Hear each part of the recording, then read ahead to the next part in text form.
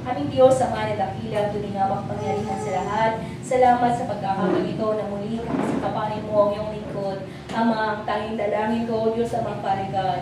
Cleanse by the blood and allow the word of life, the word of truth, Father God, Jesus, to flow upon thy mouth of your servant. Ama, kasangkapanin mo lamang ako, Diyos, Ama, bilang tagapaghatid, bilang tagapagpahayag, Ama, ng iyong salita, tuwag mo akong pagkulangin ng karunungan, huwag mo akong pagkulangin, o sa mga parigan, ang pagkusan ng banal na Espiritu. At tunay nga, o sa mga talukban mo, o sa mga parigan ng iglesia ito. Cover this place by the precious blood of Jesus. At ang mga anghel mo, o sa mga parigan na siyang mag-ingat sa bawat isa. Maging din naman ang mga pakaingatan mo, ang aming mga kapatiran ngayon, at sa mga who are joining us online. Ito ang mga aming dalangin, depending only on the most powerful name, the name above all names, in Jesus' name. Amen. Hallelujah. Atin nga pong basahin. Naniniwala ako na ang otoridad ng salita ng Diyos ay katumbas din ng Diyos mismo. Ako ay susunod sa mga salita niya na may buong paggalang, buong puso at isipan, kaluluwa at lakas, ngayon at kailanman. Amen. Hallelujah. Tunay nga po ang Diyos ay dakila. Naniniwala po ba tayo doon? Kaya tayo po ay patuloy niyang pinagtatagumpay. Alam natin ang bawat isa na meron tayong kanya-kanyang kahinaan. Dahil nga tayo po ay nasa physical, ibig sabihin, andun pa rin yung laman. Ngunit kaya nga tayo pinipili natin patuloy na manumbalik dahil nga ito po ang kalooban ng Diyos. Nang nais niya, tayo po ay patuloy na lumapit sa kanyang paanan. Bigyan nga po natin ng pamagat the preaching for today. Lagay na po doon, Pastor. Do not resist the voice of the Holy Spirit. Napakahaba po ng teksto natin. Supposed to be, yung pinakalas doon talaga dapat from 50 to 60 ang text natin. Pero hindi mo kasi din mauunawaan saan nanggagaling yung review na hindi mo naumpisahan. Okay. Actually, kung gusto niyo matutunang mag-preach, tignan niyo kung paano nagsalita si Esteban. Because Esteban is filled, have the fullness of the Holy Spirit. Noong siya ay tumayo sa harapan ng Sanhedrin, pag sinabi po natin Sanhedrin, sa harapan ng mga husgado na matataas sa Israel. Ibig sabihin mga punong pari nakaharap sa kanya. Ibig sabihin mga prominente talaga ay nakaharap sa kanya. Ibig sabihin, parang kang nakaharap sa Senado. Si Esteban parang nakaharap sa presidente sa harapan ng Senado na nagtatalumpati ba, naghahayag. At minding you, yun na yung last preaching niya. Okay. Last preaching na niya iyon. Kaya tignan nyo yung ang haba ng buong Gawa chapter 7. Kasi hindi ko na kinuha yung 1 to 30. Pero pinuha ko lang yung talagang kaakibat sa teksto natin na do not resist the voice of the Holy Spirit. Ibig sabihin, wag na po natin talagang, ano ibig sabihin ng resist? Anggihan? Okay? To resist the voice of the Holy Spirit. Pagkatunay nga, sa pagkakataon ito mga kapatid, sino ba ang Diyos na kumikilos, pinakamalapit sa atin ngayon, sa tatlong persona in the Triune God, the Father, the Son, and the Holy Spirit? It is now the Holy Spirit working upon us, working among saints upang maituloy pa ang kagandahang loob ng Diyos habang pinapalawak pa ng Diyos ang kanyang kagandahang loob. Huwag po sanang mawala sa atin that gratefulness, grateful heart na hindi po dahil mabait tayo at mabuti tayo, kaya po tayo ay nakilala natin ang Diyos. Okay? Ang lahat po, sa totoo lang, ay binibigyan niya ng pagkakataon na makilala siya sa mga tumataliwas naman at still, sa pagkakataon ito, binibigyan pa rin niya ng pagkakataong manumbalik. Bakit po? Dahil malapit na ang kapanahunan ng paghuhusga. At hindi po natin, huwag po natin hayaan na dumating ang pagkakataon yun na hindi po tayo handa. God is the all-sufficient God. Sabihin natin, yes, He is self-existing. Ibig sabihin, Pag sinabi natin self-sufficient ang Diyos, hindi po niya kailangan ang ano paman, sino paman, upang siya ay maging masaya, upang siya mapunan ang kanyang pangailangan dahil nga, He is self-sufficient, ibig sabihin, wala po siyang pangangailangan sa atin. Kailangan po natin maituwid ang mga maling, those misunderstanding, di ba? Sa general Christianity na umiiyak ang Diyos, nalulungkot ang Diyos pag ikaw ay pasaway, pag ikaw ay lumalayo. Hindi po maging kabawasan sa Diyos at sa kanyang pagka-Diyos kung kahit isa man sa atin ay tumalikod. Dahil siya po ay perpektong Diyos, siya ang manilikha at siya ang pinagmumulan ng lahat. Ibig sabihin, kaya niya. Kaya nga sabi, out of these stones, pwede niyang gawin ang mga bato na sumamba sa kanya. Kung ang mga tao ay magmamatigas, gusto niyo yun? Imbes na tayo po na may isip, may espiritu ang sumamba sa kanya, dahil nga sa pagiging bato ng puso, mas gugustuhin pa niya ang bato na siyang sasamba sa kanya.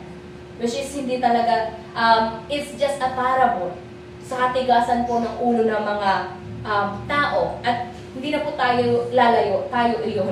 Amen po ba? Naniniwala kayo may sarili-sarili pa yung katigasan ng ulo? Sinong hindi matigas ang ulo dito? Normally, matigas talaga ang bungo natin. Okay? Kasi nga, nandun ang brain, very vital, kaya nga may protection. Pero hindi ibig sabihin na may protection iyon ay maging matigas ang ating ulo. Ibig sabihin, kailangan po natin na magkaroon ng pusong mapagpakumbaba na tumatanggap po sa salita ng Diyos. Hallelujah! Dahil nga ang Diyos, siya ay self-sufficient, ibig sabihin sa kanyang plano, magagawa niya ang lahat, hindi niya kailangan ng sino pa man. Hallelujah! Kaya nga, sa kalooban ng Diyos, sino bang nag-fulfill sa kalooban ng Ama? Di ba? Ang anak. Okay. Ang anak, Jesus Christ, already accomplished everything na kalooban ng Ama. Pag sinabing accomplished na, tapos na niya kung ano ang pinapagawa ng Ama. Kaya nga hindi rin tayo magmamayabang, ay, ako ang gumagawa ng trabaho ng Diyos. Hindi po. Maunawaan natin later kung bakit tayo patuloy po na kailangan makipagtrabaho. Noong sa kapanuhunan po ng ating Panginoon Jesus ay nayurakan, di ba, pinalo-palo, ayan na naman, darating ang mahal na araw, at marami na namang tutulan. One time, nag-preach ako sa Cagayan de Oro, nagtanong ako, tama po ba mga kapatid na gayahin natin ang pagpapapako sa krus ng ating Panginoon Jesus? Dahil hindi ko sila kilala at hindi ko alam kung anong kaisipan meron sila, nagtanong ako. One technique sa preaching, kung hindi mo kilala ang nasa harapan mo, pwede kang magtanong ano yung nasa isip niya para malalaman mo paano mo siya tuturuan. Okay. Ngayon, nung nagtanong ako, ang sabi nila, tama po, with full confidence na tama na gayahin. Kasi nandun kami sa verse ng John chapter 14, 12 to 14, ang sabi ng Panginoon Jesus, magagawa mo rin ang mga ginawa ko, higit pa kaysa rito. Pero sabi ko nga, meron lamang po ang hindi po natin pwedeng gayahin. Ano nga po yun? Sabi ko eh. Pero bago ko sabihin, tanong ko muna, tama po ba? Nagayahin, ulitin namin ang pagpapapako ng ating Panginoon Jesus sa cross ng Kalbaryo. Tama po ba? Sumagot talaga na, tama! Gulat ako. Kung sino nagturo sa inyo? Pero sabi ko, hindi po. Maaari natin gayahin, tugtin, ang utos niya maghayag, magpagaling ng mga may sakit, pagpalay sa mga demonyo, okay? To perform signs and wonders. Pero ang pagpapapako sa krus is once and for all. Ibig sabihin, sabi nga ng ating Panginoon, it is finished. Tapos na. Okay. Na kung sa lumang tipan, kailangan po may dugo ng hayop na iaalay para sa kapatawaran ng mga kasalanan. Ngunit ito ay parabola lamang at hindi ito naging kailanman sapat para mabayaran ang lahat ng kasalanan ng buong sangkatauhan. Hallelujah! Kaninong dugo lamang ang katanggap-tanggap sa harapan ng Diyos? Sa aklat po ng Hebreo chapter 9 verse 22, tanging ang dugo lamang po ng ating Panginoon Yesus ang siyang sapat. Kaya nga kalapastanganan, isang malaking kahangalan, gagawin na naman nila next week, magpepenitensya ako para magbawas ng kasalanan. Kaya nga may trabaho tayo eh. Malaki ang trabaho natin bilang pinapangunahan ng banal na Espiritu. Bilang mga anak ng Diyos na nakatanggap ng banal na Espiritu, we must correct those misunderstandings. Ang mga maling kaisipan, mga taliwas na kaisipan, kasi ang alam nila sa totoo lang, very pure as them sa mga talagang puro na hindi nila, yun talagang tinuro sa kanila. Kaya yun ang alam nila para magbawas, okay, yearly magbabawas. Once a year. Mantalang sa atin ang tinuturo, araw-araw po tayo humingi ng kapatawaran. Isang segundo lamang napunta yung tingin mo doon, tapos ayun, pumintas yung utak mo, ayan na, nagkasala agad. Okay. Diba? Sa isipan pa lang nagkakasala na po tayo. Okay. Pero anong ibig kong sabihin?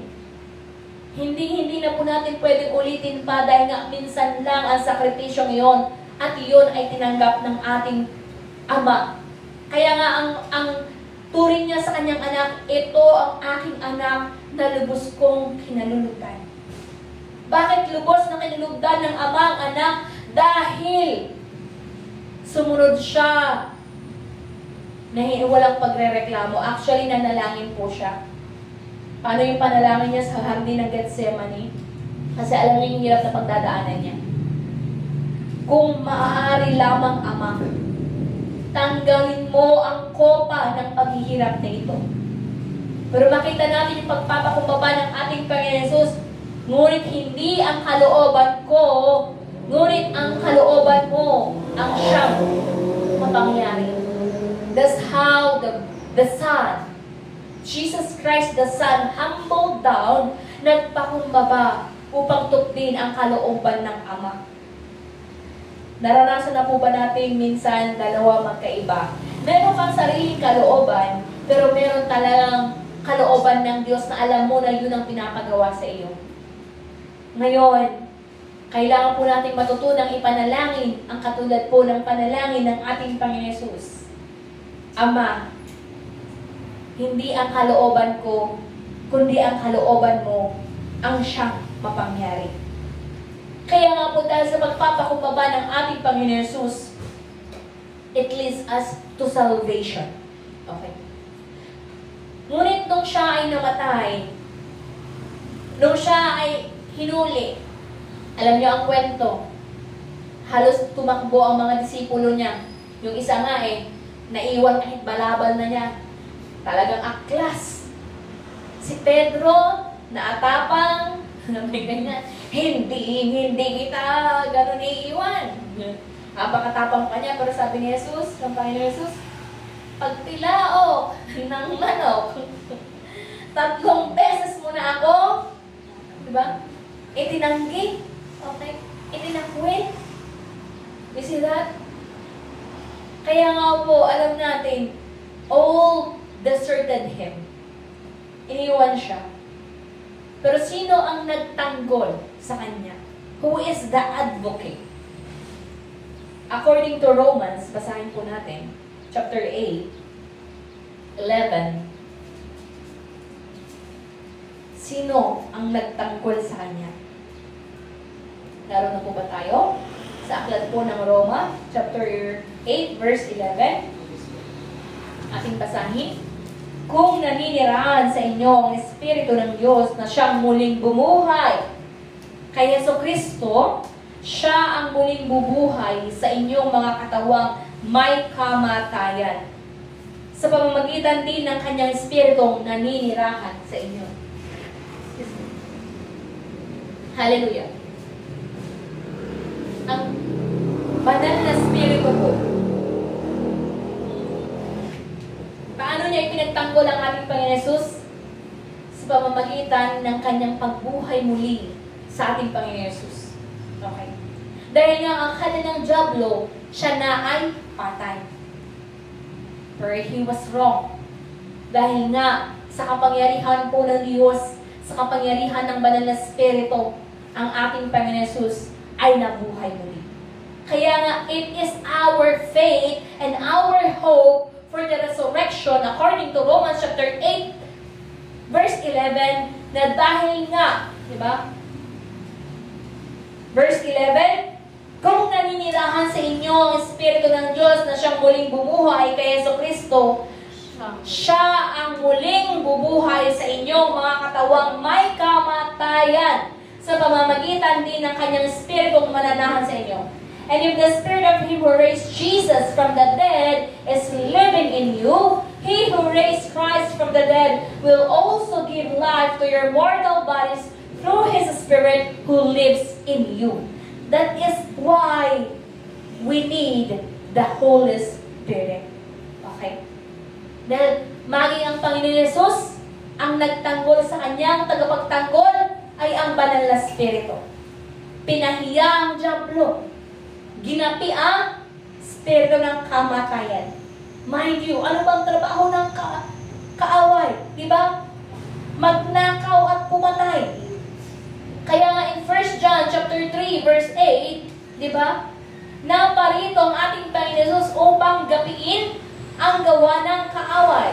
Unang Juan, 1 John chapter 3 verse 8, ang nagpapatuloy sa pagkakasala ay kampon ng dyablo. Sapagkat sa simula pa'y nagkakasala ng dyablo, kaya naparito ang anak ng Diyos upang wasakin ang gawa ng dyablo. Paano nawasak yun, mga kapatid? Kailangan natin lubos na maunawaan na wasak ang gawa ng dyablo dahil sa muling pagkabuhay ng ating Panginoon Jesus. He was wrongly accused. Ibig sabihin, di ba? Napatawan siya ng sentensyang kamatayan kahit wala siyang kasalanan. Halimbawa, in this present day, nasa death row na siya, in a lethal injection or electric chair, pero that person is innocent. That is the example. Kaya nga dahil wala siyang bahid na kasalanan, hindi siya foul, naging foul sa dyablo na siya ay patayin. Okay. Pero tayo po, tama po ba? Tayo po ay karapat-dapat sa kamatayan. Dahil tayo ay maraming kasalanan. Katumbas po kasi ng kasalanan ay kamatayan. Sino po dito ang walang kasalanan? Meron po ba? Ibig sabihin, lahat po tayo ay karapat-dapat talagang maitapon sa lagat-lagatang apoy. Sino na dito ang napasok? Si Pastor Raymond nag-ayos eh. Si Pastor Raymond din nagre-reklamo. Ayan na, yung pasok ko. Gano'n niya. Kumukulo pa lang yun ng mantika. Masakit. Tama po? Isipin mo, magpawalang hanggan na ikaw ay nasa dagat-dagatang apoy. Na-imagine po ba natin, ngayon pa lang, sa totoo lang, sobrang init ngayon. Grabe ang heat index. Kahapon, 42 ang baler. Okay. Sobrang init. Medyo mas malamig ata ngayon. Okay. Kahapon sobra. Ibig sabihin, pinapatikim na sa atin. Okay? Pinapatikim na sa atin kung ano ang sasakitin ng mga talagang hindi magseseryoso sa buhay pananampalataya. Kaya kung gusto natin, 42 pa lang ito, mga kapatid. Nasa 40 pa lang. Isipin mo 100 to 300 katulad ng pugon. 100 degrees, ha? Bata ka na rin ko lang temperature, mga 25, 27. Oh. Sobrang painit na po ng painit. Kaya nga, kung sa mga physical pa lang ito na nararanasan natin na pinapaunawa sa atin, wala pa ito sa init ng impyerno. At magmamatigas pa rin tayo, then, isa na talaga itong kahangalan. Hallelujah. Ang Banal na Espiritu, only the Holy Spirit defended Jesus nung siya ay namatay. Okay? Kaya nga siya muling binuhay. Bakit itinuturo ito sa atin? Para maunawaan natin ano ngayon ang trabaho natin na pinapanahanan ng Banal na Espiritu. At sa mga kapatiran na hindi pa nakakatanggap ng banal na Espiritu, bakit kailangan matanggap natin ang banal na Espiritu? Hindi naman po dahil hindi mo natanggap ang banal na Espiritu ay hindi ka na maliligtas. Dahil nga, ulitin natin, ang kaligtasan is through Jesus Christ. Okay. Ang pagtanggap sa John chapter 1 verse 12, pagtanggap, okay, at pagsampalataya to believe and receive Jesus. Okay. Na siya ay tunay nga na ating tagapagligtas. Ang kaligtasan po ay libre para sa lahat. Ibinibigay sa lahat. Ngunit ang tanong, kung paano ka naman manatili sa pananampalataya, doon na po yung magpupun ka ng effort. Doon ka na magbubuno. Okay. The diligence in faith. Bakit? Ganito ang parabola nito. Halimbawa, binigyan ka ng lupa. Wow, 1 hectare. Gusto ko yun. Okay. Halimbawa, binigyan ka ng isang lupa. Ngayon, pagkatanggap mo ng titulo, itinago mo lang. Yung lupa pinabayaan mo. After 1 month, ano maging itsura ng lupa na iyon? After 1 year na hindi mo kinultivate ang lupang iyon, anong mangyayari? Magiging gubat siya. Maayos pa kaya iyon? Halimbawa, yung bahay dyan, nakikita nyo yung lugar. Nalinis lang yun yung January, pero after how many months, sukal ulit. Diba? Kasi walang nakatira. Sabi ko nga, ibigay na lang sa atin. Lilinisin natin. Hallelujah. Okay. Anong ibig ko sabihin? Ibig sabihin, pagkatapos natin matanggap ang regalo ng kaligtasan na kaloob sa atin, ano naman ang ginawa natin? Hallelujah! Kaya nga maraming nawawala sa pananampalataya. Maraming talagang put away faith dahil nga andun na ang temptasyon. Okay?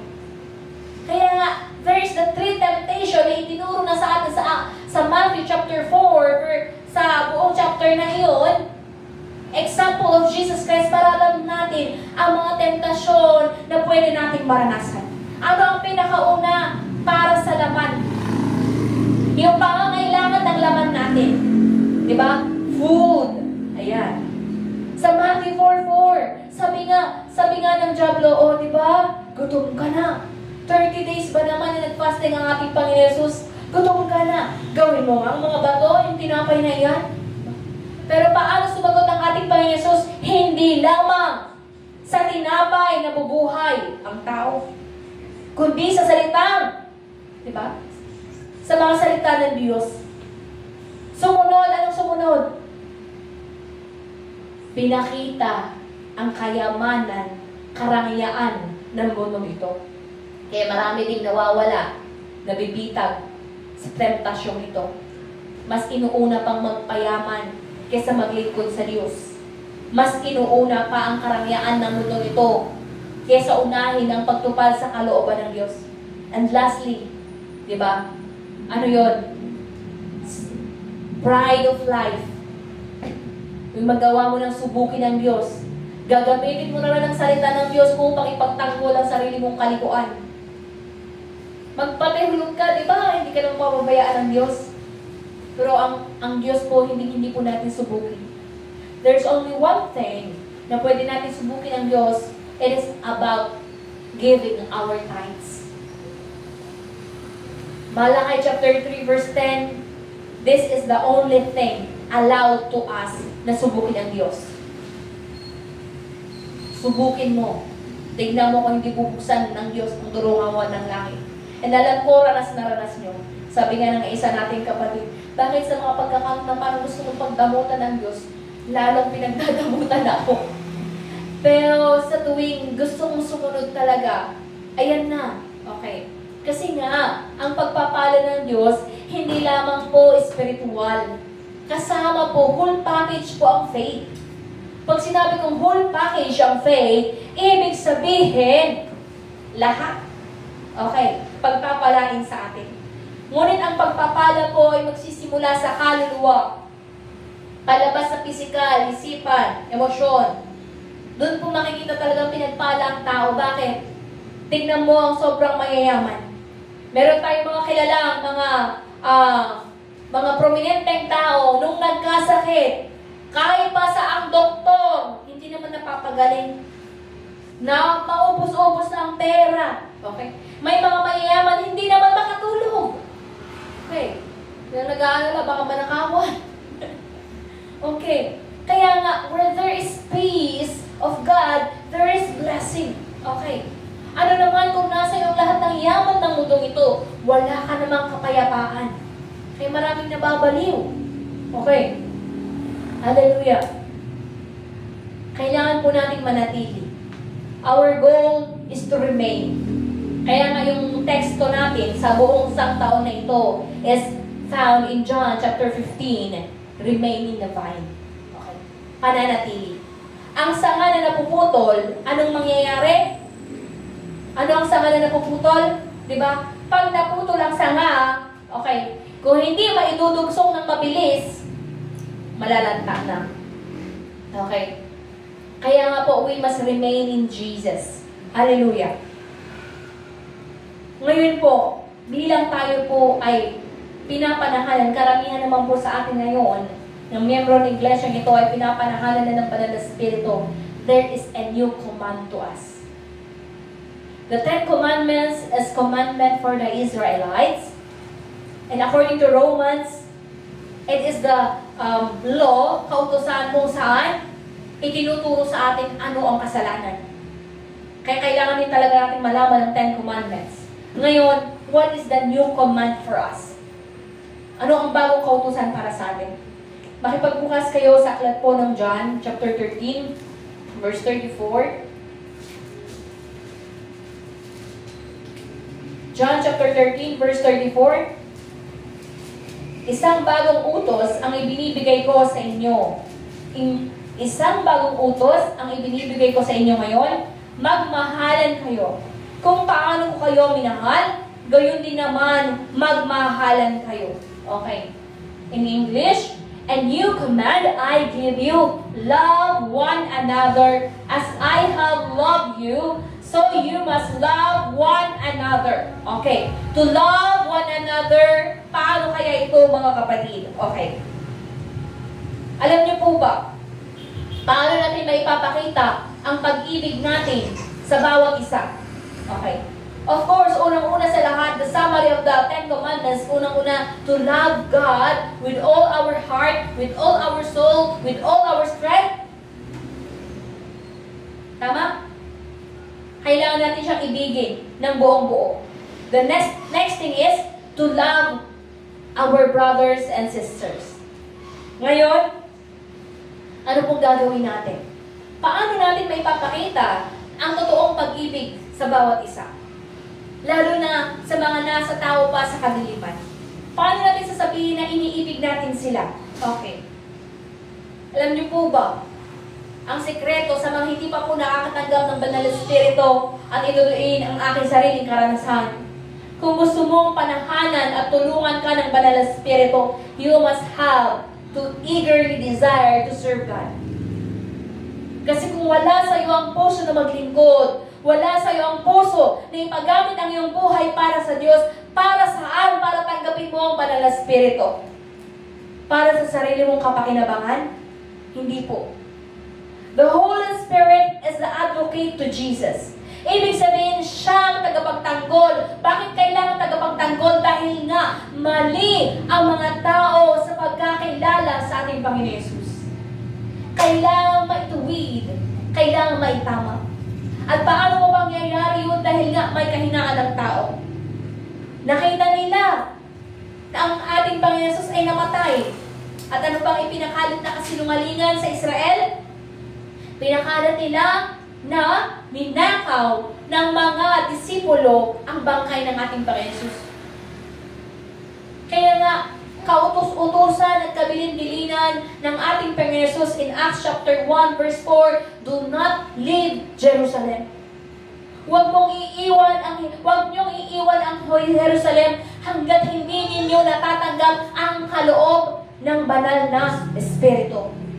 Dahil alam po ng Diyos paano po magkakaroon ng tapang ang bawat isa na ihayag ang katotohanan kung hindi tutulungan ng banal na Espiritu. And how can we become powerful? Sa Bible study, nandun na rin tayo sa power and authority. Okay. How can we be powerful? How can we manifest the power of God? Kailangan po natin talagang tanggapin ang banal na Espiritu. Ang ating Panginoon Jesus, para siya dumating, Jesus Christ came humbling down Himself. Ibig sabihin, nagpakumbaba siya. He take the form of a man. He take the form of a lipid. Nagpakumbaba. Sobrang pagpapakumbaba. Ikaw ba naman? Ikaw ang hari ng mga hari. Tas ang pinili mo kung saan kayo pinanganak? Sa sabsaban? Oh. Saan tayo pinanganak? May mga mapapalad dito sa ospital. Meron naman sa mga bed. Okay. Sino dito ang pinanganak sa sabsaban? Alam niyo po bang sabsaban? Kainan ng mga kabayo. Kainan ng mga tupa. Kung saan inilalagay nila yung mga dayami. Isipin mo, ang Diyos na pagmamay-ari ng lahat, tagapagmana ng lahat, doon ipinanganak. Ibig sabihin, pagpapakita ng kanyang pagdating ay sobrang pagpapakumbaba na. Ngunit, ang banal na Espiritu, hindi po ganun ang kanyang pagpaparito. The Holy Spirit is like a royalty talaga. Katulad ng VIP, anong mangyayari? Pag ang mga VIP ay paparating, di ba't maraming escort? Tama. Alam ko yan kasi nga may ine-escortan din akong VIP. Ranas ko yun kasi may backup sa harap. Di ba siya yung nasa gitna? Meron sa likod. Okay. Hindi pwedeng wala yun. Mayroon sa harap, meron sa likod. Okay. Tapos hindi pwede na magkaiwanan yan, magkasunod. Pag nauna yung labas, kailangan nakasunod yan, sunod-sunod lang yan. Ganun pala, kaya pala minsan, pag may mga kita mo mga sasakyan na sunod-sunod lang yan, convoy yon ng mga VIP. Okay? Tapos hindi rin basta-basta ang mga security niya. Mga army din iyan.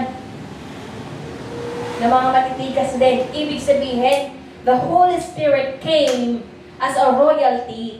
Kaya nga may tongues of fire na nakita noon sa Acts, hindi po yun ang banal na Espiritu. Ang banal na Espiritu is not the tongues of fire na nakita doon, flames of fire sa kanilang ulunan. It symbolizes the angels, ang mga anghel na nanahan, tumutulong sa bawat isa, kaya nga sila na-empower. Kasi nga ang VIP, kasama niya ang kanyang mga security, ibig sabihin, the Holy Spirit, when the Holy Spirit come, kasama po ang mga anghel. Okay. Kaya nga, ramdam mo talaga ang kalakasan. When you are filled with the Holy Spirit, pag ikaw nasa iyo, the fullness of the Holy Spirit, andun ang kalakasan ng Diyos.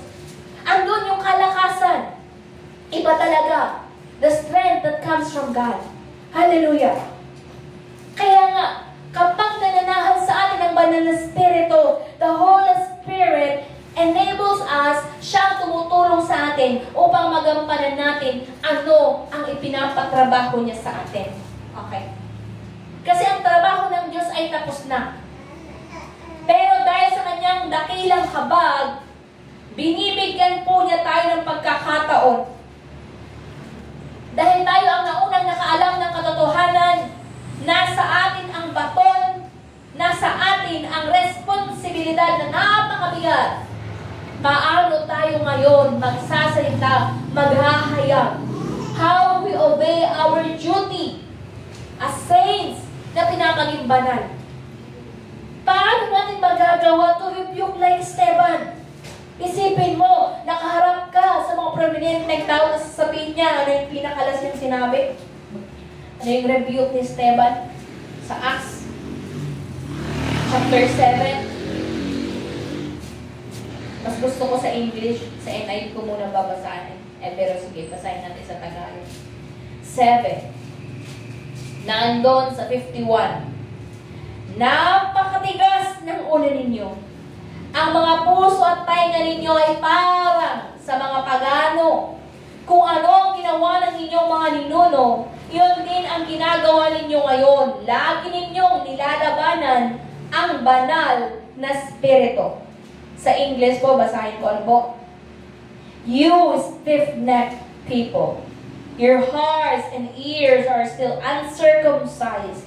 You are just like your ancestors. You always resist the Holy Spirit. Okay. 52. Sinong propeta ang hindi inusit na inyo, mga ninuno? Pinatay nila ang mga nagpahayag tungkol sa pagpaparito ng matuwid na lingkod na inyo na namang pinagkanulo at ipinapatay. 53. Tumanggap kayo ng kautosang ibinigay ng Diyos sa pamamagitan ng mga anghel, ngunit hindi naman ninyo ito sinunod. Dahil sa rebuke ito ni Esteban, alam niyo ang reaksyon nila? Nag-ngit-ngit sila sa sobrang galit. Paano natin yun magagawa, kapatid, kung wala ang pagtulong sa atin ng banal na spirito? Naranasan nyo na po bang tumayo sa inyong mga kamag-anak at talagang taglay ng tapang na maghayag? Alam nyo magagalit sila sa inyo. Naranasan ko din po ito. One time, nung ako ay hindi lang minsan, naulit naman po. Pero yung pinakauna, talagang medyo nakakakaba. Kaya napansin daw ni Pastor Arsenio, nung gabi na iyon, ako'y pinaghayag niya. Actually, ang inihayag ko lang naman noon is about Deuteronomy 28, Deuteronomy 30, kasi nga, family lahat ang nakaharap sa akin. At mas matatanda sa akin. Of course, mas successful sila when it comes to physical. Okay. Ngayon, an encouragement to the time, sabi ko, okay, maayos na magpamana kayo ng edukasyon na maayos, okay, yaman na physical, ngunit sana ang itanguna din ay ang kaligtasan, ang pagpapalang totoo, ang pagpapalang spiritual. Tapos napunta kami doon sa kwan, sabi ko, nabasa ko na ang buong Genesis, mula Genesis hanggang Revelation, sabi ko, dahil nga may nakaharap doon ng mga Katoliko. And the Holy Spirit is telling you, you must speak right now. Kasi kung hindi mo na ito sasabihin, baka wala ka ng pagkakataon na ihahayag muli.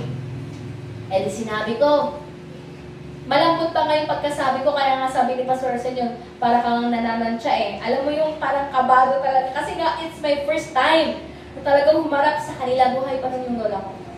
Tapos sabi ko sa kanila, ito lang po ang kahilingan ko. Kung mananalangin kayo, diretso na po sa ating Panginoon Jesus. Diretso na po sa Kanya because Jesus is the mediator. Wala na pong ibang mediator. Eh kaso ang mga hangal na tao, ayan, mag-iikot sila dito, ipanalangin mo kami. Eh bakit hindi tayo diretsong manalangin sa ating Panginoong Jesus? Bakit na, alam niyo po ba ang ibig sabihin, kayo nasira na yung tabing sa holy place? Papunta sa most holy place, sa templo. Ang ibig sabihin po ng pagkasira ng tabing, because of the sacrifice of our Lord Jesus Christ, ang ating Panginoong Jesus, we have now the access to the most holy place. Dati wala po talagang access ang mga Israelita. Wala din silang karapatang tumawag ng Ama dahil nga ang kalagayan ng mga Israelita, sila ay mga alipin. Kaya nga, Lord, ang tawag nila sa Diyos, Panginoon. Kailan ba ibinigay sa atin ang pagpapaging anak? Kailan ba ibinigay sa atin na tayo po'y pinapaging anak? Only because of our Lord Jesus Christ. Dahil sa anak ng Diyos na tunay nga na nagsakripisyo. At kung siya ay tatanggapin natin, doon lamang po tayo magkakaroon ng estado bilang pinapaging anak ng Diyos. Hallelujah. Kaya nga po, ang ating Panginoon Jesus, binayaran na niya lahat. Okay. Makinig. Ang Panginoon Jesus, anong pinagbayaran niya? Ang binayaran niya ay ang kasalanan sa kautusan. The sin against the law. The Ten Commandments. Na hindi pagsunod. Ngunit, sa bagong kautusan na matatagpuan sa John chapter 13 verse 34, the new commandment, hindi po namatay ang Panginoon Jesus para doon. Ulitin ko. Basahin natin ang John chapter 13, verse 34. Ang bagong kautusan na ito ay binigay sa atin ng Panginoon Jesus, ngunit hindi po dahil dito kaya siya namatay.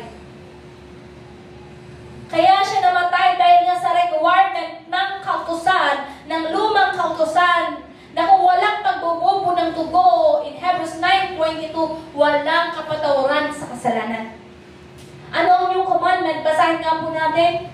Isang bagong utos ang ibinibigay ko sa inyo ngayon. Mag-ibigan kayo kung paano ko kayong inibig, gayon din naman mag-ibigan kayo. Ibig sabihin mga kapatid, kung hindi po natin magagawa ang utos na ito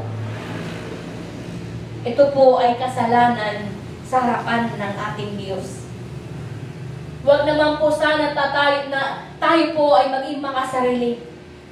Oo, ngayon kapatid, tinatanggap mo ang salita ng katotohanan. Pero sobrang selfish mo naman na hindi mo man lang ibahagi, hindi mo man lang ihayag that you will not testify the grace of God in your life. Nang kaligtasan ay sasarilinin mo lang. Dahil mapakarami pang kailangang makayagan. Sabihin natin, marami na tayong sinubukan, ngunit marami ding tumanggi.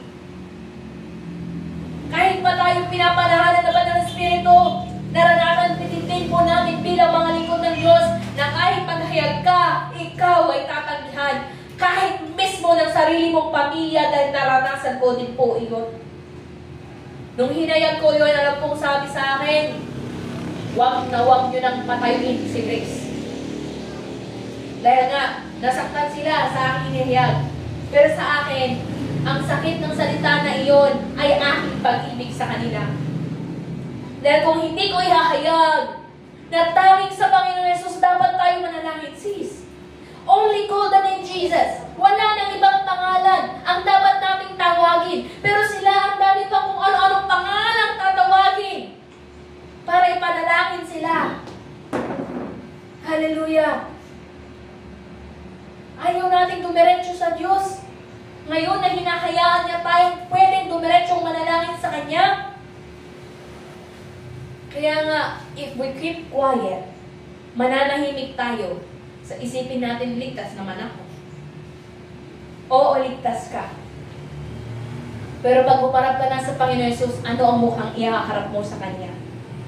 The new commandment, sabi niya, mag-ibigan kayo tulad ng pag-ibig ko sa inyo. Anong klaseng pag-ibig ang ipinakita ng ating Panginoon Jesus? That sacrificial love. A love with sacrifice. Sa tingin niyo, walang sakripisyo ang ating Panginoon Jesus sa pag-ibig niya sa atin? Mismong buhay niya. Sa totoo lang, hindi niya yung sariling kagustuhan. Kaya nga umiiyak siya noon. Kung maaari lamang tanggalin mo ang kopa ng paghihirap na ito. Ngunit siya ay nagpakumbaba sa kalooban ng Ama. Ngayon, ang tanong mga kapatid, ako, ikaw, hindi ba nababagabag ang ating kalooban kung tayo ay hindi tumatrabaho, hindi tayo tumutupad sa kalooban ng Diyos? Ulitin ko, Jesus Christ never died for this new commandment. Kaya nga, nakakatakot na hindi tayo mapatawad ng Diyos dahil hindi natin pagtupad sa Kanyang kalooban. Kaya nga, it needs diligence. After receiving salvation, pagkatapos mong matanggap ang kaligtasan, ano ngayon ang gagawin mo?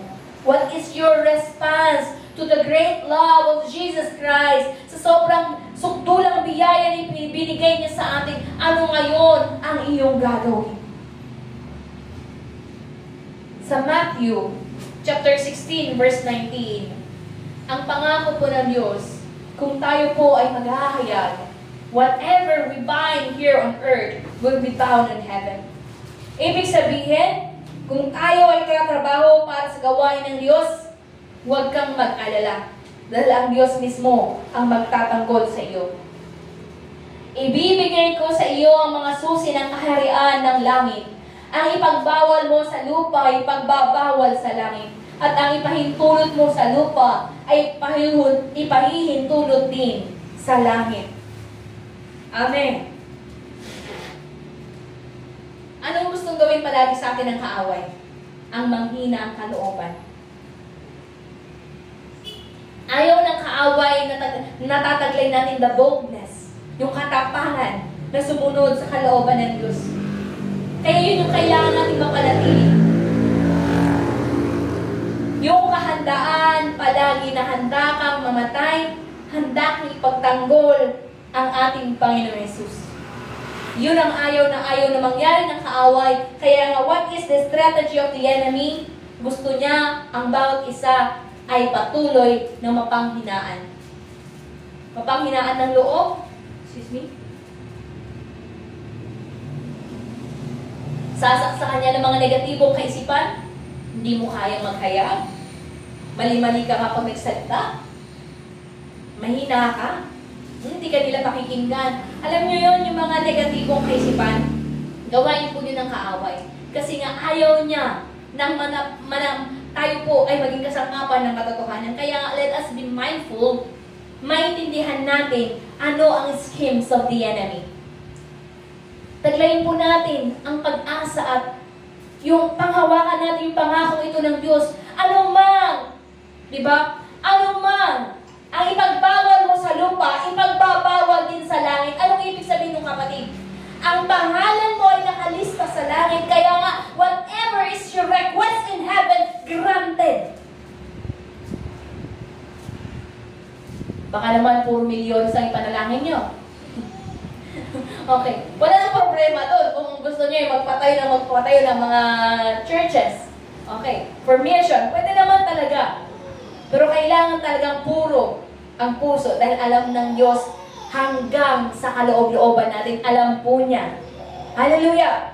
Ang sabi nito, ang ipagbawal mo sa lupa, ipagbabawal sa langit. At ang ipahintulot mo sa lupa, ipahintulot din sa langit. Kaya nga po, kapag pinahintulutan natin ang kaaway na laging ginagapi ang ating isipan, then it's our loss. Ito ay maging kahinaan natin. Kaya nga, kailangan natin maalala palagi anong estado mo, kapatid. Ano ba yung estado ibinigay sa iyo? Kasi kung makalimutan mo yon, talagang madedepress ka. Kasi ipapaisip na lang palagi sa iyo, ay, ang dami mong pagkakamali. Hindi ka karapat-dapat na magsalita. Bakit? Ganito ka naman dati eh. Ikaw naman talaga ito eh. Napakasama mo nga eh. Sama ng laang, sama ng bunganga mo, sama ng isipan mo. Laging gano'n ang isasaksak ng kaaway. Kaya nga, what is our baptism? Ano po bang ibig sabihin ng baptism?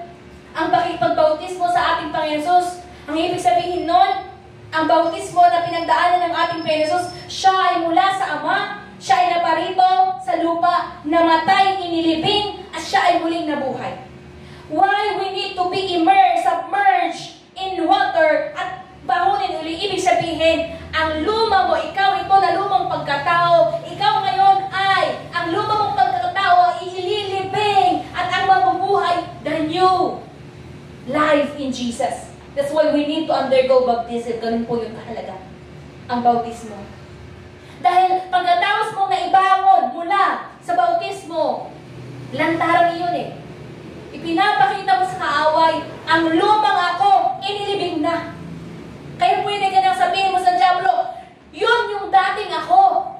Yun yung dating na nailibing na. Tinubos na ako ng aking Panginoon Yesus. At handa na ako ngayon. Mamatay man ako, ang pag-asa ko, mabubuhay ako muli because my Lord and Savior, Jesus Christ, ay nabuhay muli.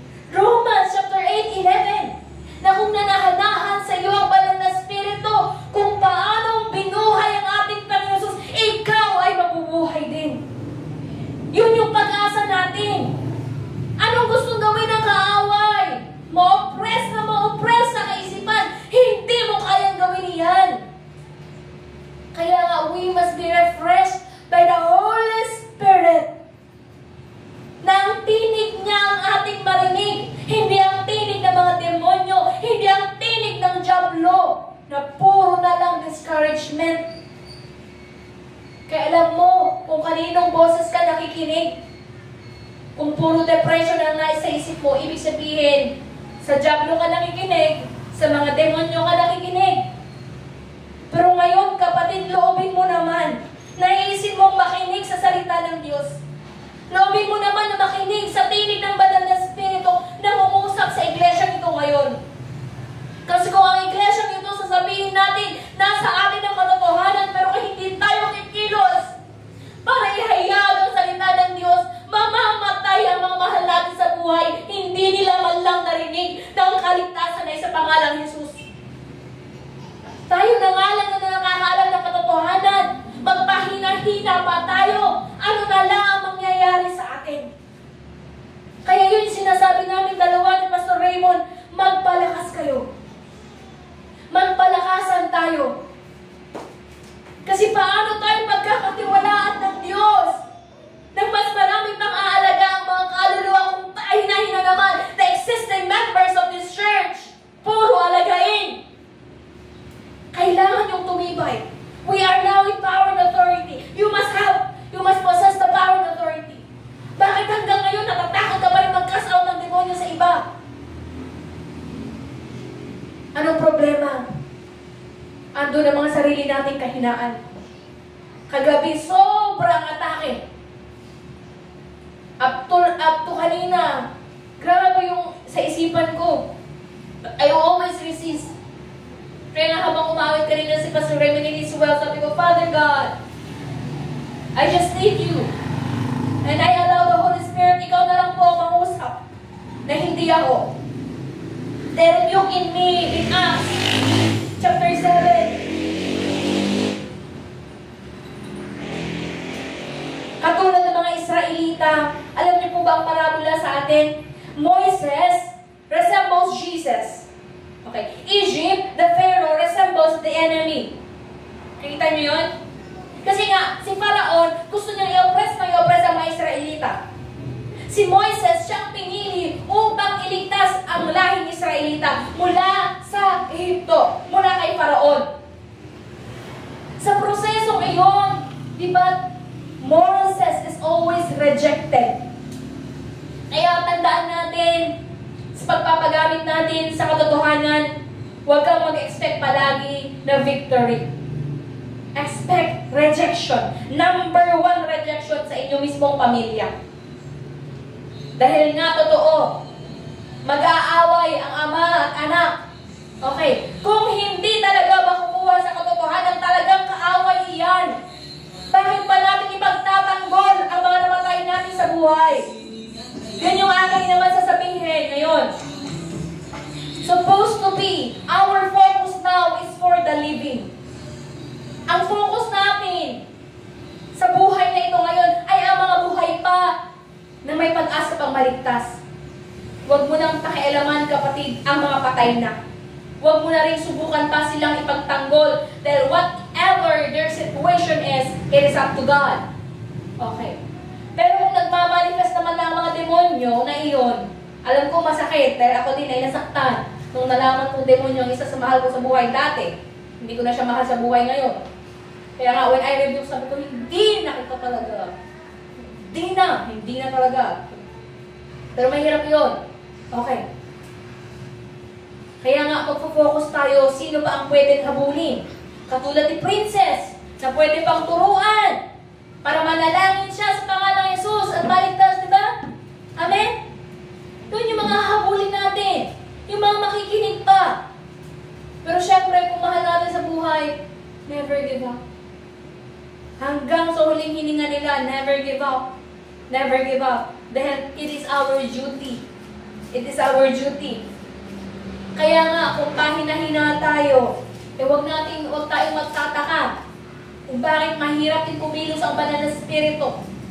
The Holy Spirit will freely work with signs and wonders kapag ang kanyang mga anak ay handa rin maglingkod, handang magpagamit sa kanya.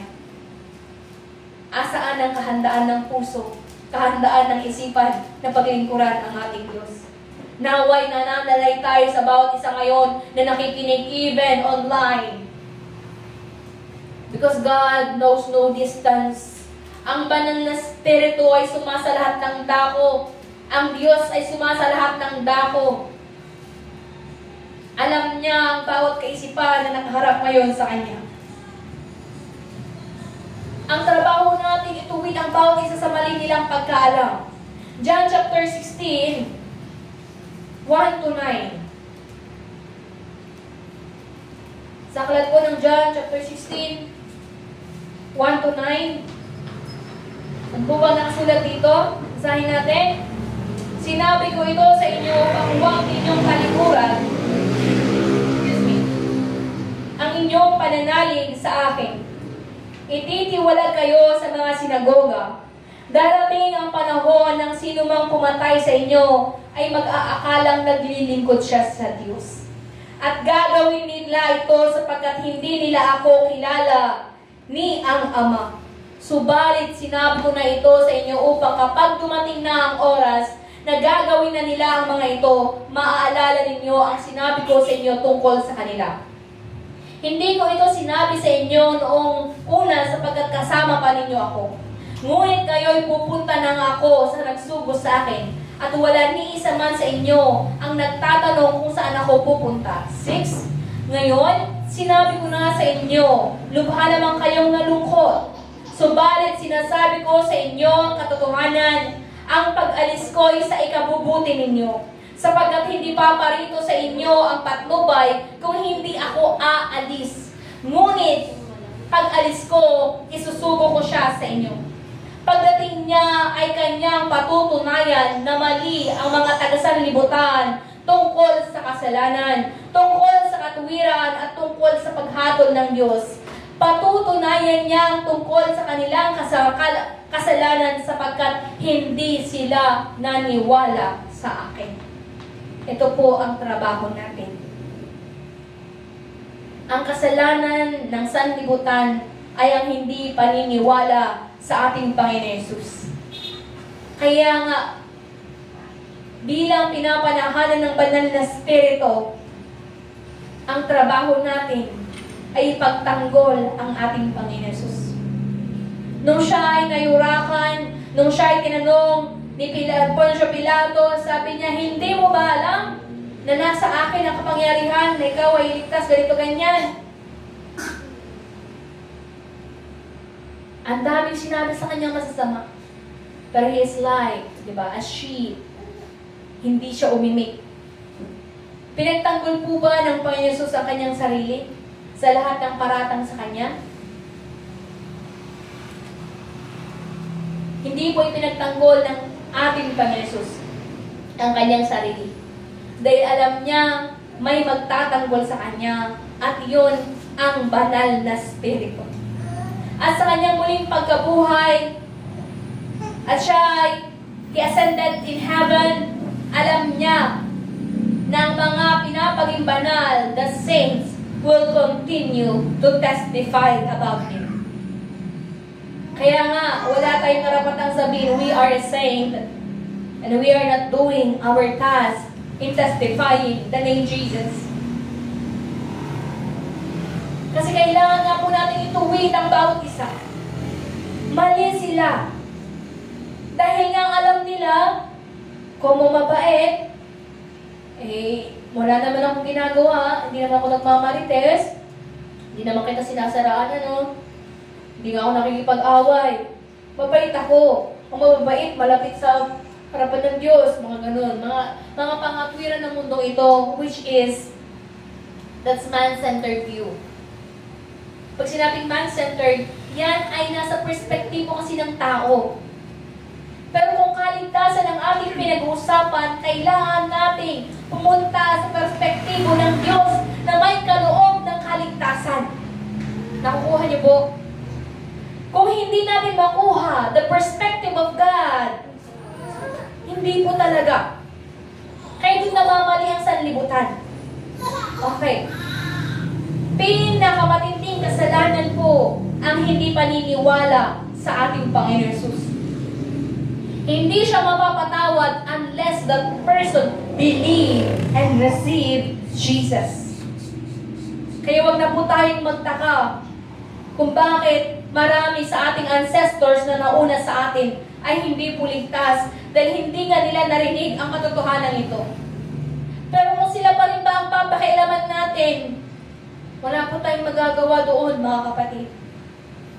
Ang taglay natin ngayon ay pusong mapagpasalamat dahil sa out of thousands, out of millions, you are one, I am one, na kinahabagan ng Diyos sa lahi mo, sa pamilya mo, na pinagkakatiwalaan niya, na ikaw ay kakasangkapanin niya upang ang pamilya mo naman ay magkaroon ng kaliwanagan. Acts 16:31, you believe in the Lord Jesus and you and your household will be saved. Hindi automatic na ligtas ang pamilya mo after you believe. Ang ibig sabihin nun, pagkatapos mong manampalataya, ikaw ay mag-iilaw ngayon. At sa ilaw mo na yan, makikilala nila ang Panginoong Yesus. Our goal is to magnify, to glorify Jesus in our lives. Kaya nga, either which, are we glorifying the name Jesus? Or pinapahiya natin ang pangalang Jesus sa buhay na ating isinasabuhay? Kailangan po nating magising. Lagi ang panalangin ko sa bawat isa, kung paano tayo inibig ng ating Diyos, ganun din naman ang bumukal na pag-ibig sa atin, sa ating mga kapatiran, sa ating mga kamag-anak kaibigan. Kung wala pa sa atin yung pag-ibig na yung panalangin tayo, Father God, let me have that kind of love. True love for the souls. O wala kayong pakialam kung hindi sila maligtas. Ligtas naman ako. Bahala sila sa buhay nila. How great is that selfishness you have. Ang banal na spirito po, palalakasin ka kung kailangan mong trumabaho sa Kanya. Kaya nga, bakit? May mga times na nararanasan natin ang panlalabig, tignan muna natin. Andun pa rin ba yung puso natin na paglingkuran ng Diyos? Ang banal na spirito ay trabaho niya ay hayag, ipagtanggol ang Panginoon Yesus. Kaya nga hindi kataka-taka na kung hindi na tayo tumatrabaho, talagang andun ang panghihina. Dahil walang pagtulong ng banal na spirito. Pero subukin nyo din po. I encourage you. Desire now. Desire. Naisip. Magpagamit. Dahil out sa aking sariling experience lang din, when I was 12 years old, yun lang yung puro kong panalangin. Pagkarinig ko yung tawag, sinong kabataang gustong maglingkod sa Diyos, upon hearing those words to me mo sa akin, na sabi ko lang, eto ako, gamitin mo. Pero hindi ko po alam kung paano ako gagamitin ng Diyos. At that time, hindi pa itinuturo sa akin ano ang banal na spirito. Niloob ng Diyos na matanggap ko ang Kanyang kaloob. Hinahanap palagi ng Diyos, isa ka ba sa nagnanais na ipagtanggol ang ating Panginoon Yesus? Isa ka ba sa nagnanais na magpagamit sa Kanya? Kaya kailangan nating magising. Bawal sa atin ang talagang hahayaan natin na matalo tayo, magamit tayo sa kapangyarihan at sa galamay ng kaaway. Okay. Moses was rejected by the Israelites. Jesus was rejected by the Israelites. Okay. Kaya anong nangyari po? Sabi ng Acts chapter 7, nasumpa ang bayang Israel. Sumpa ang kaakibat kapalit ng pagsuway. Kaya nga pinapaalalahanan ng bawat isa, ang bawat magulang, gusto nyo ba talagang ipamanang sumpa o pagpapala sa inyong anak? Ang magulang po in Exodus 20, kung ang magulang ay susunod sa kalooban ng Diyos, pagpapala up to 1,000 of generation. Pero kung ang magulang ay talagang susuway sa kalooban ng Diyos, ang sumpa ay paparanas 3rd to 4th generation. Kaya nga, balikan natin. Ikaw ngayon, magulang mo, lolo mo sa tuhod, Anong buhay nila?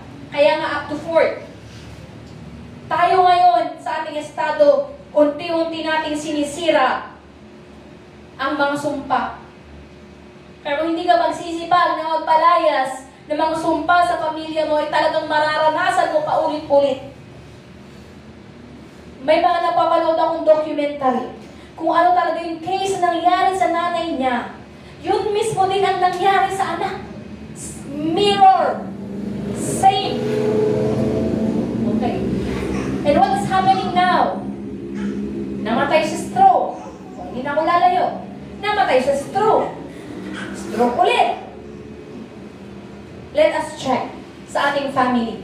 Ano ang sumpang nananalaytay? Kung hindi pa tayo gumagising sa katotohanan that it is only by Jesus, it is finished. Ibig sabihin, sa pananampalataya natin ngayon sa ating Panginoon Jesus, doon po nasisira ang sumpa. Kaya tayo po ay magpalakasan. Hallelujah. Babalik tayo sa Gawa chapter 7. Okay. Summary na lang. Kasi masyado mahaba to. Ito. Grabe yung rebuke ni Esteban. Yung rebuke talaga sa mga Israelita. Diba? Kinahabaga. When the Israelites ay nasa Egypto, nanalangin sila na tulungan yung sitwasyon kasi pinapahirapan sila ng Faraon. Nung nagpatulog tuloy yung ano, nung naghayo naman ang Diyos na magtutulong sa kanila, ilang beses naman nilang talagang nireject si Moises. Okay? At least, nandun ang faithfulness ni Moises. Okay? Ilang beses ba siyang nagalit sa mga Israelita? Sobrang katigasan. And when it comes to Israelites, thousands of thousands po yan. Kaya ano kaya yung sakit ng ulo ni Moises? Kaya tignan niyo, when Joshua, siya nang tumanggap ng baton, grabe yung encouragement ng Diyos sa kanya para hindi siya mapanghinaan. Dahil ang hirap talaga, ituwid ang mga Israelita. Pero tignan niyo, nanalangin sila noon na may tutulong sa kanila. Nung tutulungan naman, nasa disyerto na sila. Ang nakikita na lang ng mga Israelita, ano ang wala? Yung kawalan nila. Dinala mo ba kami dito sa disyerto upang patayin? Puro reklamo. Nagkaroon na po ba tayo ng ganon? After you receive the answer of your prayer, magre-reklamo pa rin. Andun pa rin yung reklamuin heart. Nagre-reklamo pa rin eh. Okay. After mo nanalangin, kaya nga, please, remember your prayer. Remember your prayer. Alalahanin mo din yung pinanalangin mo dahil na nagkakasala ka. Nagkakasala tayo. After masagot yung panalangin natin, magre-reklamo pa rin tayo. Katulad ng mga Israelita, very ungrateful. Nung nawala si Moises, sabi niya, gawan mo na kami ng Diyos-Diyosan. Wala na. Hindi namin alam ang nangyari na kay Moises. There will come a time that is like a silent moment of God to you. Nakakatakot na ikaw na igagawa ng sarili mong kaparaanan. May mga times there's really a silent ear. Na parang iiyak ka sa Diyos pero walang sagot. Pero hindi ka dapat mapanghinaan. Because in that silent times, God is testing your heart. God is testing you. Mananatili ka ba? The Israelites, ilang araw lang iyon na nawala. Nakagawa na sila. Golden calf. So yan, sinasayaw-sayawan na nila. Dahil sa ginawa nilang iyon, sabi nga, did you bring to me slain beasts and sacrifices during the 40 years in the wilderness, O Israel? Bayang Israel, hindi naman talaga ako ang tunay na hinandugan ninyo ng mga alay at mga hayop ng pinatay sa loob ng 40 taong kayo'y nasa ilang. Anong hinandaan nila? Sino ang hinandaan nila? Di ba nga, that golden calf? Ang Diyos mapanibuguin. Kaya after natin we receive the salvation, paano tayo naghahandog sa Diyos? Hindi lamang po in terms of offering, how are we offering our life? May awitin tayo, Lord, I offer my life to you. Buong buo ba talaga natin iniaalay ang ating buhay para sa Diyos? Kaya nga, dahil sa kasalanan ito ng mga Israelita, itinakda ng Diyos that they will be exiled. Sasakupin ng Babylonia. How many years? 70 years.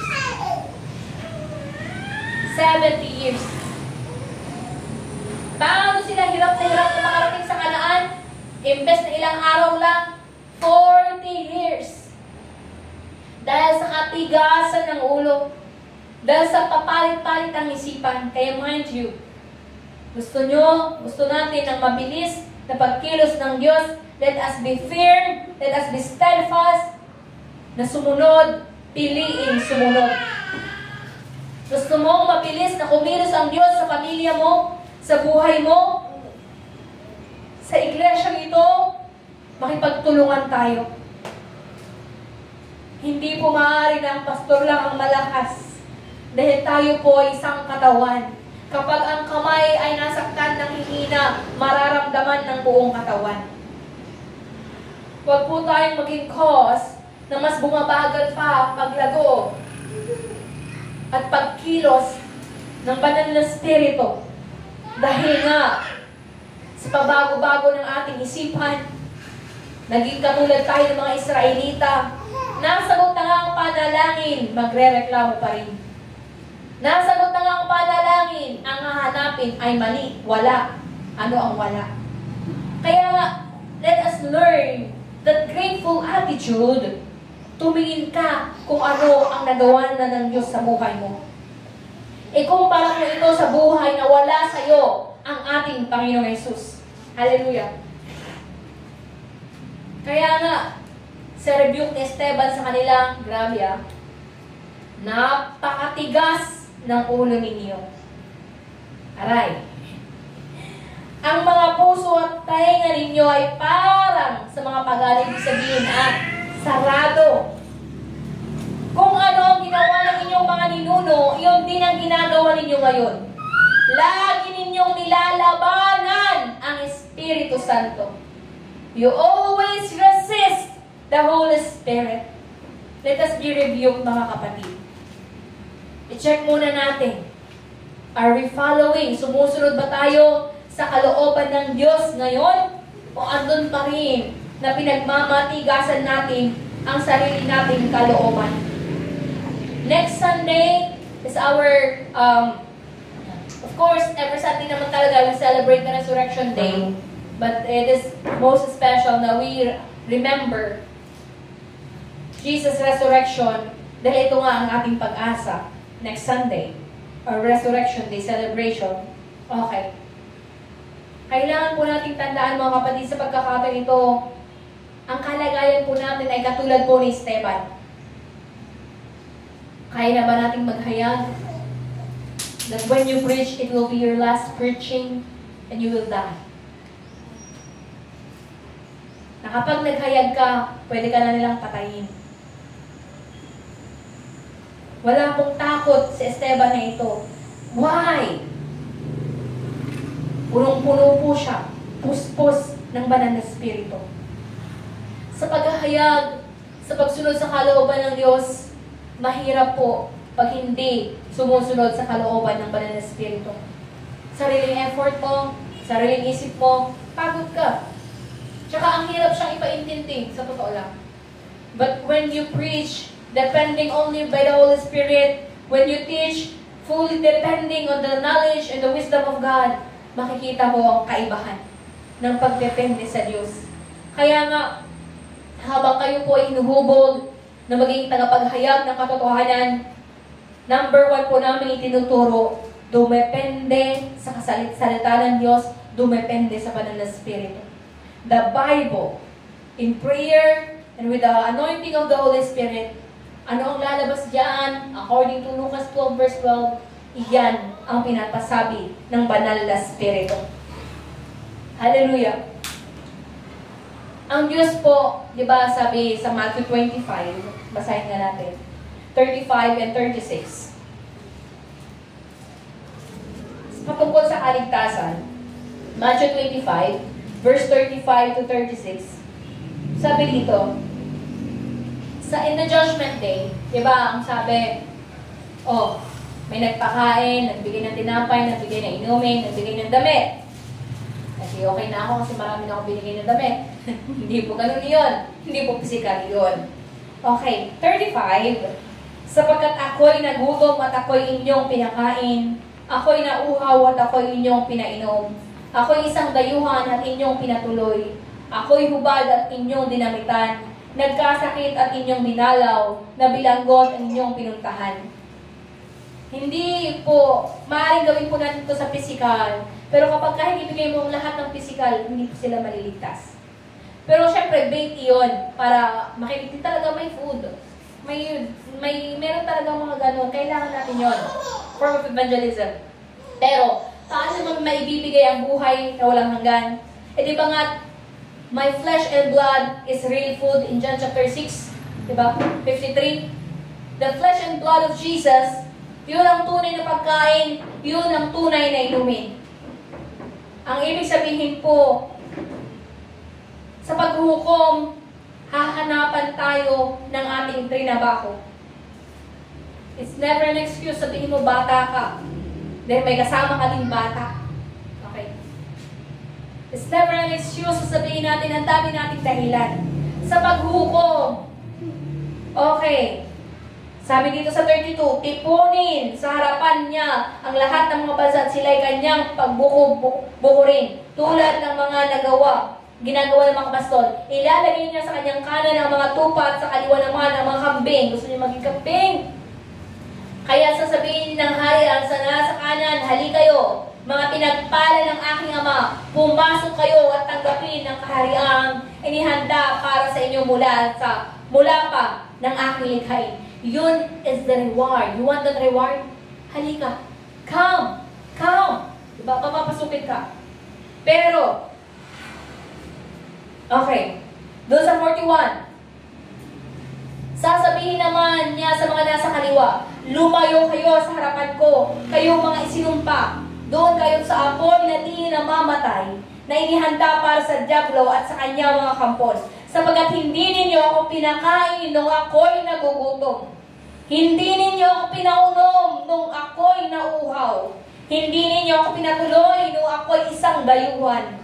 Hindi ninyo ako dinamitan nung ako'y hubad. Hindi ninyo ako tinalaw nung ako'y may sakit at nung ako'y nasa bilangguan. It will be a rebuke for us. Kung hanggang ngayon, ayaw pa rin natin trumabaho para sa Kanya. Ang pagpapakain, pagpapainom, is a sacrificial life, isang buhay ng sakripisyo na magawa natin, ihayag ang salita na nagtataglay ng buhay. John chapter 6 verse 63, ang salita na the only word, the word that is eternal, di ba? Spirit and life ang nasa salita ng Diyos. Kaya nga, mamili po kayo doon sa hindi kikilalanin ng Diyos o doon sa tatanggapin niya. Do you want to be invited sa piging ng Diyos? Kailangan po natin ngayon ng buhay na may sakripisyo. Ano na ang ginawa mong sakripisyo para sa salita ng Diyos? Ano na ang nagawa mong sakripisyo? Harapin ang kahihiyan. May hayag lang ang katotohanan ng salita ng Diyos. Nagawa na po ba natin yun, mga kapatid? Sabihin mo, hindi pa ako handa. Then maging handa ka. Ihanda mo ang iyong sarili. Kailangan po natin makipagtrabaho. Bakit? Hindi lamang po ang simpleng kaligtasan ang ninanais natin ngayon. But we want the reward. We want the reward in heaven. Ang reward hindi lang po sa heaven. Even up to now, God will reward. The Holy Spirit will reward those whose heart is of service to God. Ang mga empleyado nga, karapat-dapat na sahuran sa tamang oras, ang mga lingkod ng Diyos pa kaya. I'm encouraging everyone. Let us set our heart sa araw na ito. Huwag nating tanggihan ang tinig ng banal na Espiritu na nagsasabi, bilang ikaw ay isa sa pinapanahanan ng banal na Espiritu. Bilang ikaw ngayon, kung hindi mo pa natatanggap, naisin mo na maglingkod sa Diyos. Dahil nga, kailangan po nating manatili. At kung paano tayo mananatili, we must cultivate. We must work. We must do the work. Isa po sa kinaiinisan ng Diyos at talagang ayaw niya ay katamaran. Diba? Yung 5 talents sa parabola ng talento in Matthew 25 na yung 5, diba? 2 tapos 1. Yung 5, trumabaho siya, 10. Yung may 2, trumabaho siya, may 2.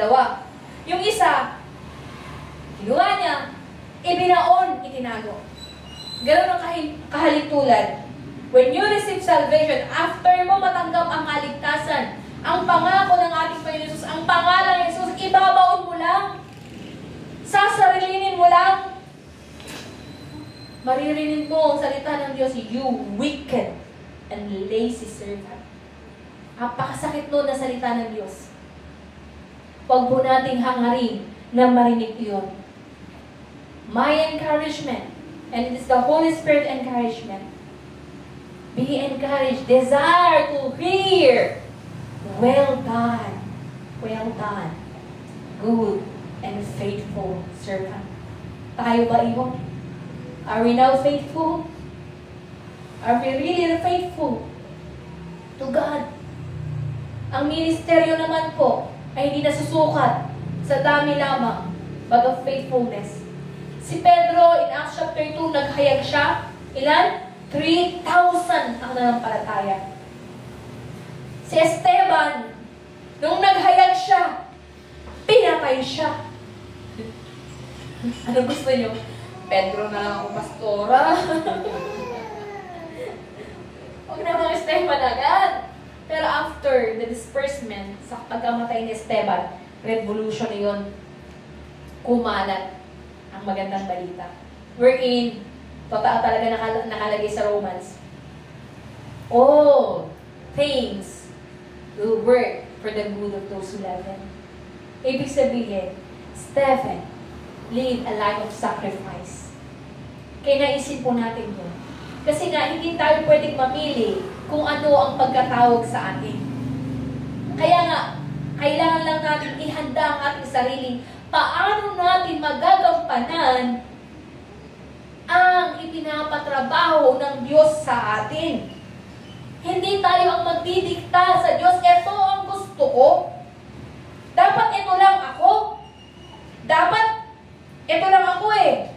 But when God has calling in your heart that you must serve faithfully, you must obey that. Ang narinig ko talaga kay Dr. Shin, hindi mo susundin yan, masusumpa ka talaga. Yun yung rebuke niya noon na narinig ko talaga. Ricky, piliin mo iyan, sarili mong kagustuhan, sumpa ang kapalit. Pero kung ikaw ay magtitiis na ngayon, blessing will flow. Blessing will go forth next up to next generation. Kaya nga, huwag na po natin gayahin our ancestors ng pinamanay sumpa. Tayo naman po ngayon ay magtitiis para sa kaligtasan po natin. Sa 1 Corinthians chapter 9 verse 16, si Pablo, sabi nga niya, woe to me if I do not preach.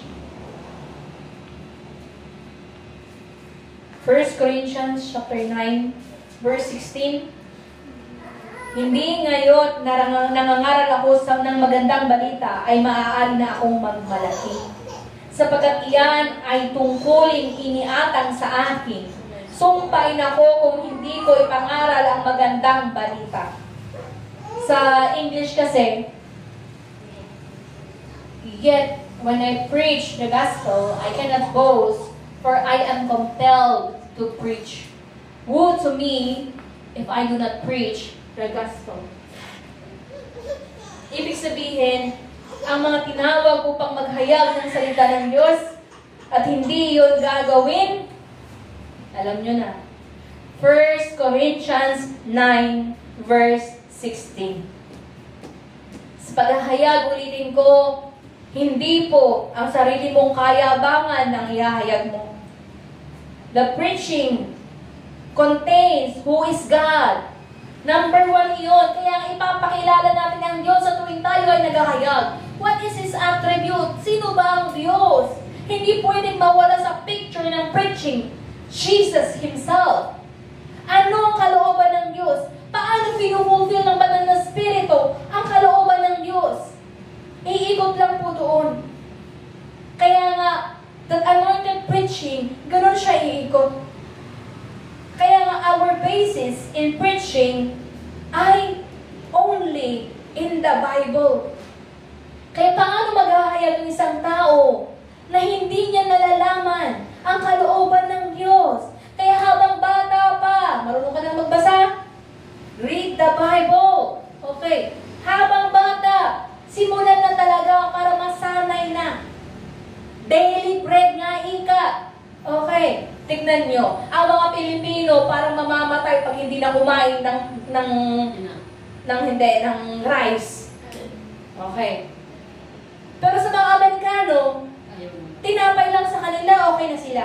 Ano ibig ko sabihin? Ano ang kinasanayan mo na ikinakain? Yes nyo?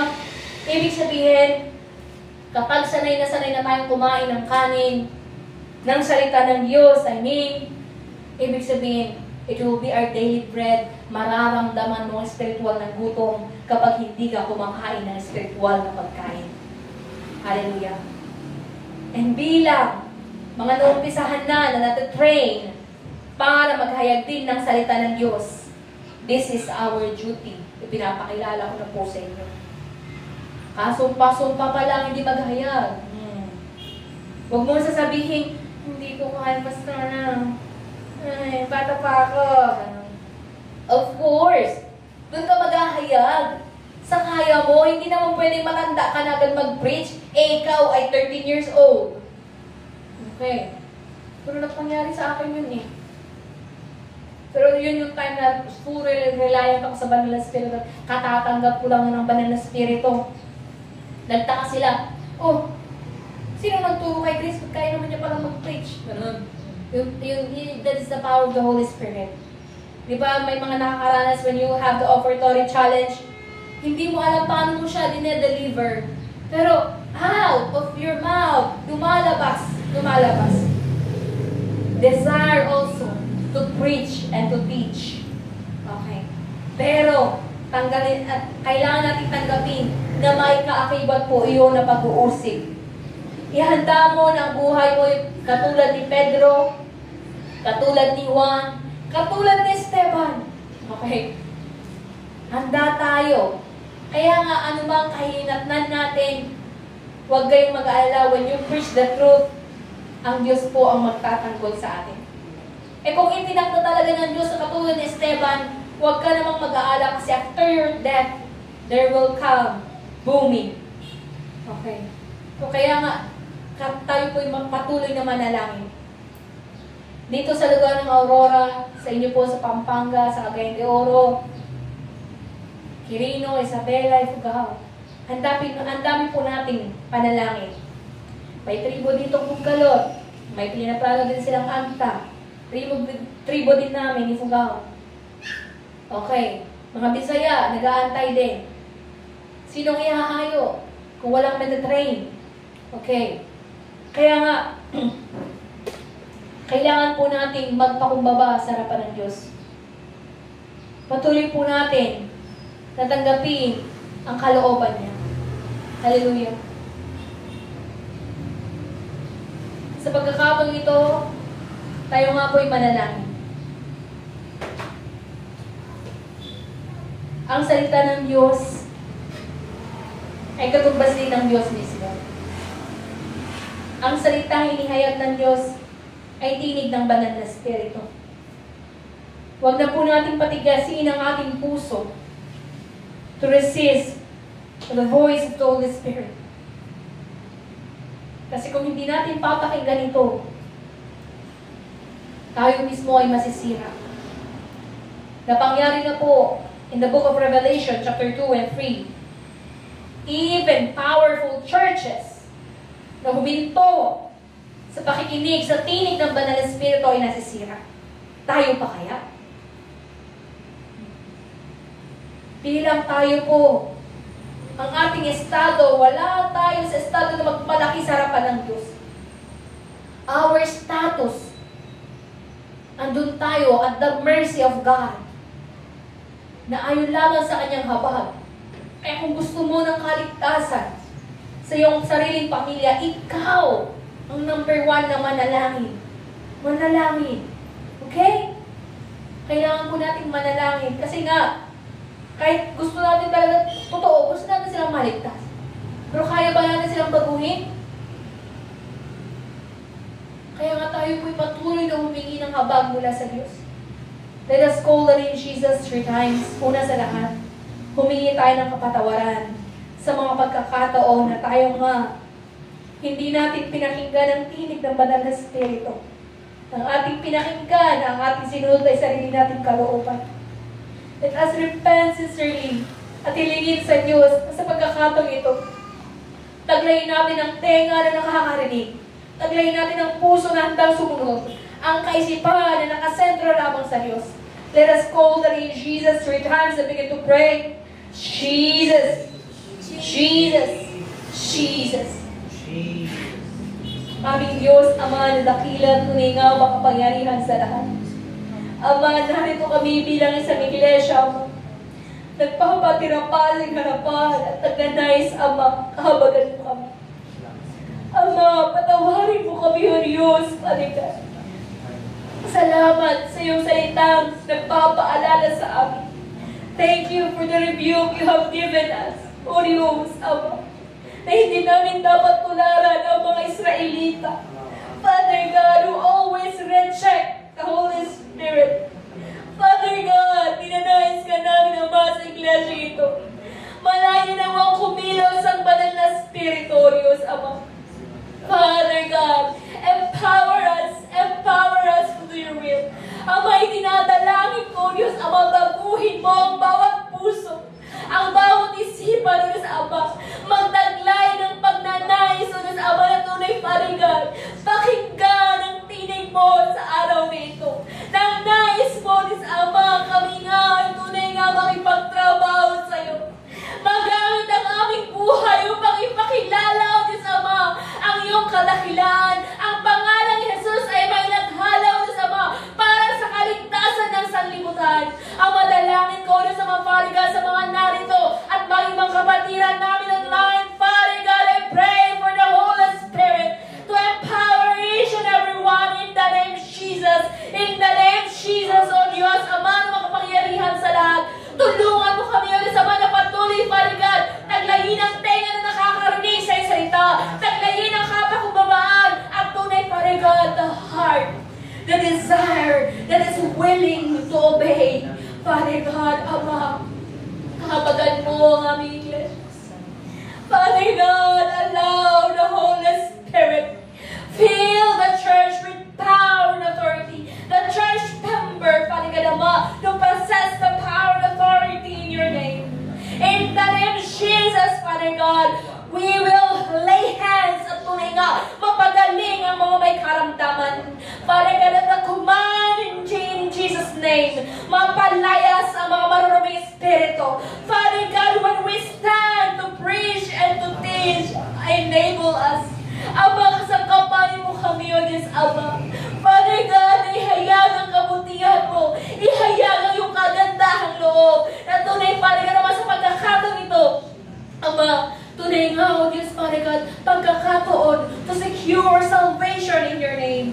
Ang may dinadalangin ko, isang bawat isa, Father God, to be empowered by the Holy Spirit. Father God, ang bawat isa ay mapaglabanan ang mga pita ng laman, mapaglabanan sa mga, Father God, mga negatibong kaisipan, mga negatibong emosyon, mga ano sa mga, Father God, ang malinangin mo kami. Father God, mapalayas at mga pangit na pag-uugali na sumisira sa amin. Father God, we uphold to you, Ama, ang bawat isa na narito, Father God. We claim the power of the Holy Spirit, Father God.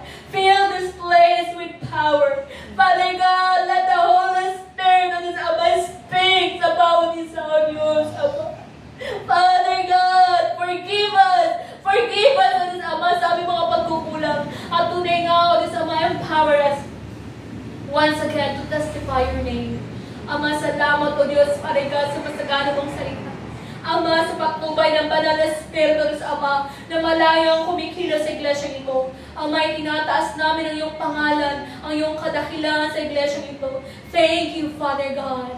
Ama, ito ang aming dalangin, depending only on the most powerful name, the name above all names, in Jesus' name. Amen. Sa pagkakataon ito, pinatawagan ko nga po si Pastor Rizon for the benediction.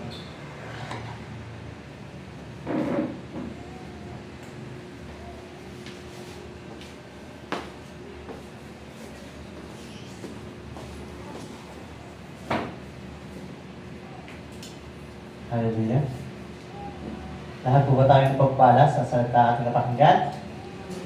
Amen.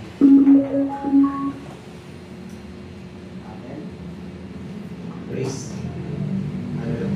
Tuloy nga po, sa tayo po ay talagang nagkakasal na nagagalak na makapagpento yan ng mga salita ng Diyos at pinapadalaanan na itong dati po na season na ito ay tayo nga po sumasalungat sa kamisyon. Dahil hindi po ito yung kondisyon na ito na ginagawa ng mundo, hindi po talaga ito yung kalooban ng Diyos. Ang ating pong Panginoon Jesus, muli ko ipapaalala, siya po ay nananatiling buhay. Nung pa po, more than 2,000 years ago, ay buhay na po ang ating Panginoon Jesus, hindi na po siya patay. Kaya hindi na po tayo nagluluksa, dahil sabi nga po ng Panginoon Jesus, yung ating pagluluksa nun ay papapalitan na ng galak. Kaya ngayon po ay ini-encourage ko yung isa, maghanap po tayo sa Espiritu, maghanap po tayo sa ating Panginoon Jesus. Dahil siya po ay buhay at tagahari ngayon. Hindi po siya patay, hindi po tayo magluluksa para sa Kanya. Amen? Ari po ay tumayo.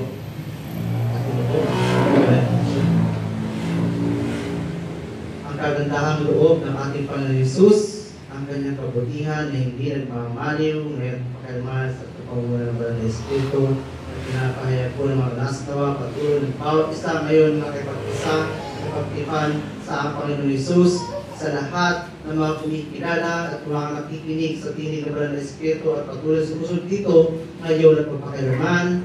Amen. Amen.